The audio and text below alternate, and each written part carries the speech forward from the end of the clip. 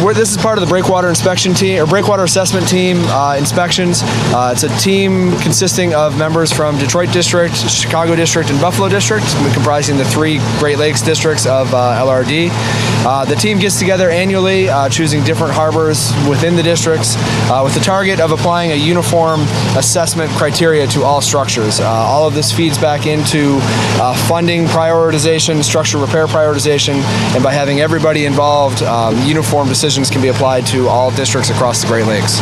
During an inspection, we look at breakwaters for the condition, the crest elevation, the integrity of the stone, and if there's any failure in the slopes, because that can affect how effective the breakwater is at dissipating wave energy.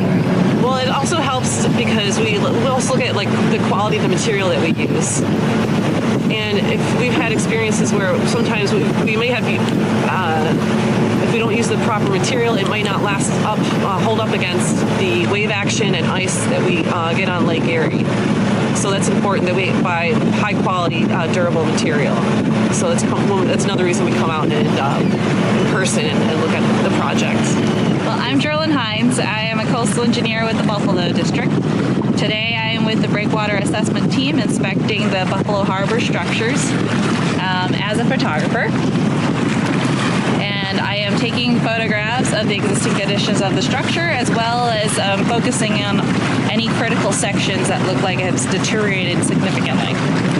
So what's important about the documentation and the reporting and the video that we take, we use it for our detailed engineering design for the breakwater repair, like rubble mount overlay or steel sheet pile or other types of repair options.